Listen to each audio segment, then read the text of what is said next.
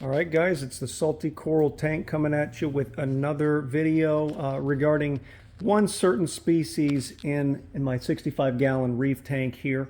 I am going to be showcasing my Squamosa clam, and I have some general clam information for you to cover as well later on in the video. So before I get to it, like, subscribe, give me a thumbs up. Leave a comment in the comment section if you guys want to know more. But I'm going to tell you a little bit about my experience with my Squamosa clam and its general care requirements. And then I'm going to cover some other general stuff I dug up on the Tridacna family of clams that you generally find, the most common ones you generally find in the home aquarium. So specifically for my Squamosa clam, I've had him for about 6 or so years, and he does really, really well, provided that I keep dosing and that I keep his DKH and the calcium where he likes it. Also, the lighting is really important for him as well. All of these clams I'm going to talk about tend to be above 50 feet in the reef, and they do really well under high light. I would say no less than 150 par for any of these clams. However, some of them are more hardy than others and will tolerate less lighting. This Squamosa clam that I have, for instance, he seems to be pretty hardy. I've put him through some stress over the years.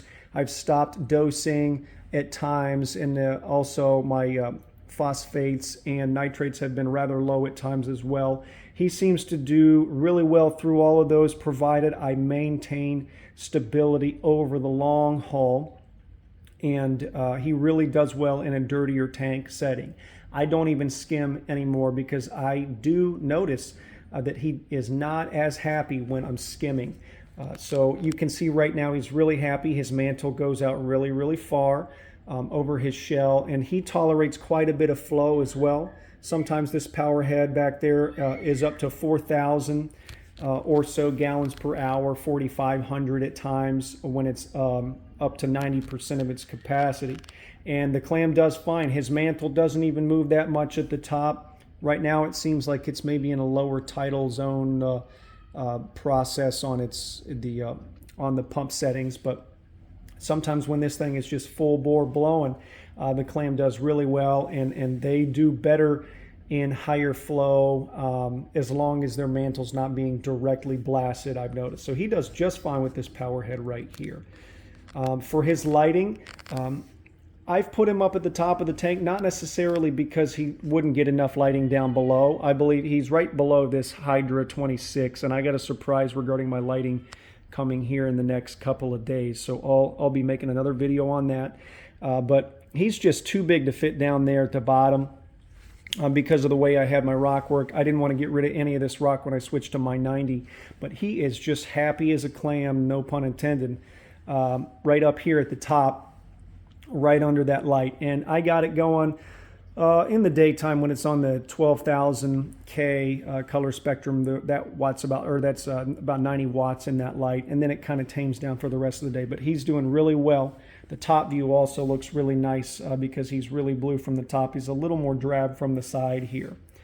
Another thing about him is that he has really prominent scutes, and you can see this clam specifically here has 4 rows of scutes. This side, you can really honestly tell where I had been bad in the past at dosing because it really doesn't have any scutes along here. This is the most prominent section, and he's had some damage from falls in the past, but he really is kind of a trooper when it comes to it. But the more you dose, the more likely your Squamosa clams will have big scutes that are really pretty to look at. And like I said, I was bad and lazy at times, and it really shows in the growth. You can still see the growth lines, though, that he puts on, and that's just the clam's age. Of course, each one of these little lines represents another little step in his growth, kind of like the lines in a tree. I don't know what they translate to because he has a lot more than 6. This side's a little more prominent with the scutes. You can see down here he has scutes there, and then if I kind of zoom or pan a little farther, the farthest I can, you can see the scutes on the side there. really prominent. Like I said, he's a squamosa, so he'll have really prominent scutes, but a couple of the other clams we'll talk about have these as well. And you can see this thing is just, putting on, scares me every time, putting on the lines. So all around, this is brand new growth. Like the other clams on this list, he is sucking the DKH and the calcium right out of the water with each little, millimeter he puts on. It's just a major, major effect on your levels in your aquarium. So you need to make sure, if you decide to get in a clam, any type of clam, monitor the DKH, monitor the calcium, all your parameters basically. Make sure he has enough phosphates to eat. Make sure he has enough nitrates as well, because they will become a nutrient sink. See his siphons up there at the top, if I can get out of the way. And this is his opening, his mouth opening to his gills and such. That is constantly siphoning your water. So he's constantly sucking the water and spitting it back out. And he'll sit there and clean your water for basically 12 hours a day on the light cycle.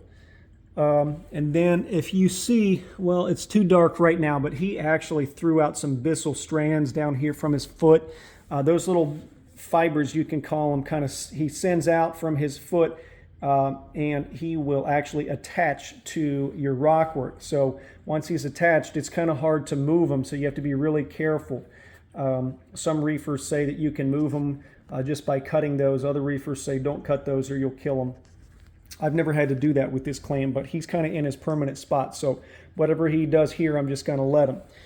Just a side note, I did have to put a little bit of support here with another rock that I got from my sump down below, which the other day was covered in algae, and now it's clear. So these animals must be really having a heyday in here. But he was just kind of tilting over this way and plopping on my glass and kind of putting marks in the glass that came off when I scraped them, luckily. But anyway, as they get bigger, obviously they get heavier, more cumbersome. So just be careful and be cognizant of that. I'm going to swing over and talk about the growth rates and the shapes and stuff of the other clams here on the list. Okay, so this is my artist's rendition of what the general clams, the most popular clams you'll find in the Tridacna family for the Reef Aquarium. Squamosa, I've noticed in the last few years, is a little harder to find, but there are some online vendors that kind of still offer it. So I'll just start off with the Squamosa since I have one. They get generally about 16 inches in total length. At the biggest, usually typically in the wild, not necessarily in the home aquarium. But just keep that in mind when you're looking at some of these clams, the size they could actually get. Generally, this is regularly fan-shaped. It has very prominent scutes, as you kind of saw from mine, even that I wasn't actually like keeping the levels as I should. He would probably have even more prominent scutes if I would have been doing that. He does not generally bore.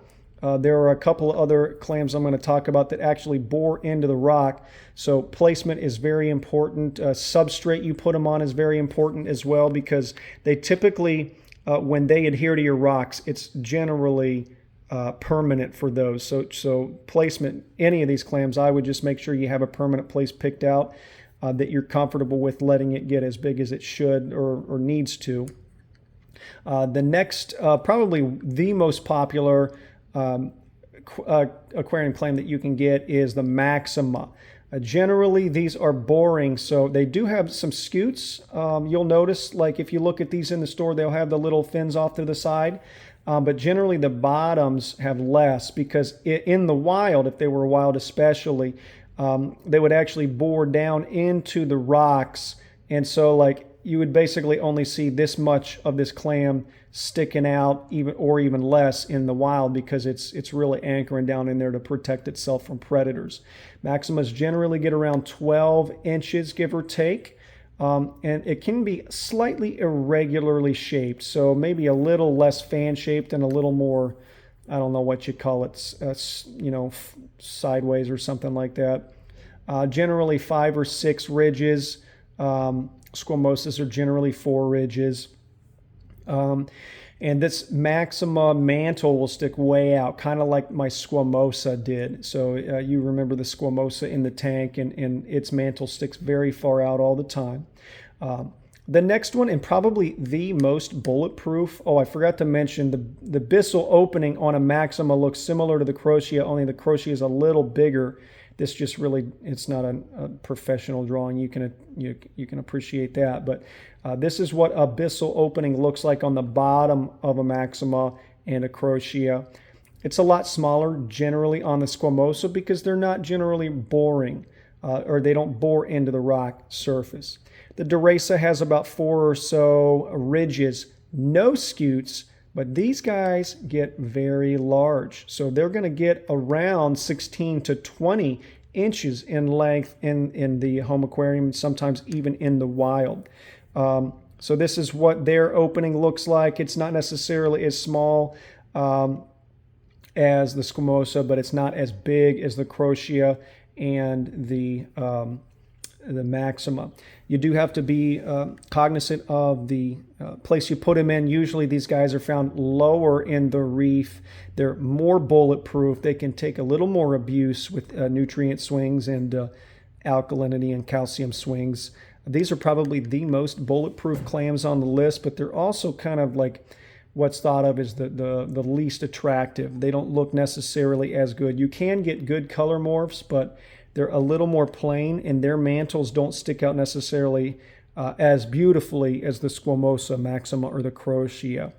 So, or some people pronounce this word differently. But anyway, that's a little bit about this. If you're looking for just, an experimental clam or whatever, and you don't care about size necessarily, and you're dosing and you're monitoring your levels, I would start out with the Derasa. They're pretty much bulletproof.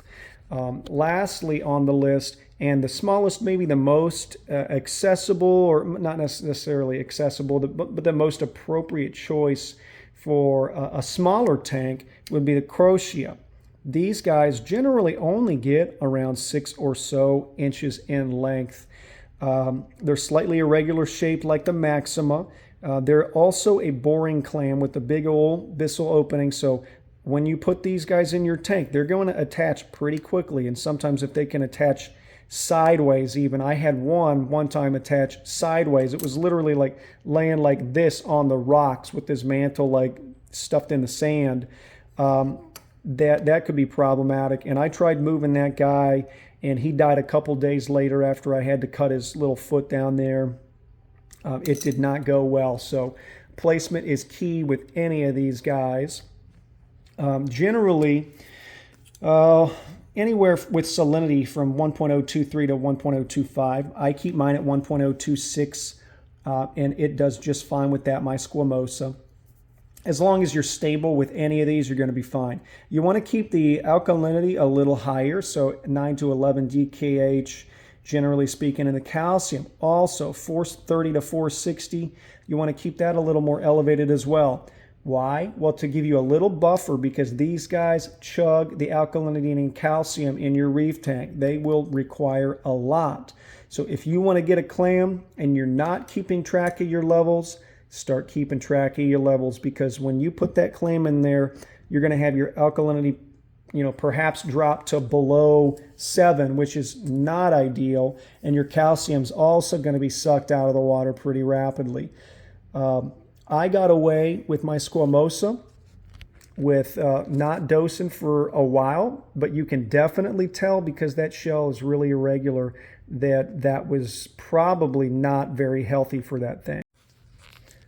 Lastly, but probably one of the most important points I can make is your lighting requirements for these clams. If you're considering getting a clam for your aquarium, you want to make sure that you have an SPS capable light. We want these guys to get as much par as we can, because they get the majority of their nutrition from the zooxanthellae algae that live in their skin, really similarly to the corals that we have in our aquariums. Squamosas and Derasas generally like at least 150 par, and I say at least because the more par you give them, the better they'll do. Maximas and Croceas, especially Croceas, these guys can actually be found out of the water in low tide, that they're so high up in the tidal zone. These guys can do better with 300-400 par, maybe even a little more than that. Same thing with Maximas. They like a lot of light as well. 300 par, I would say, would keep them quote unquote happy as a clam, just like my guy. So really consider your lighting, and consider upgrading your lighting before you get a coral if you think that you have the cheaper lights, or if they're not SPS ready. You really want your investment in your clam to be as happy as it can be, and you don't want to spend $150 on the upside, or maybe even $200 on a really, really special clam for your aquarium, and then it die a few months later because you're not giving it what it needs nutrition-wise. So that zooxanthellae is going to give them all the glucose that they need, and then along with filtering your water for the fish, debris and the nitrates and the phosphates, these guys will be really happy, and you'll have a really nice specimen at the end of the day.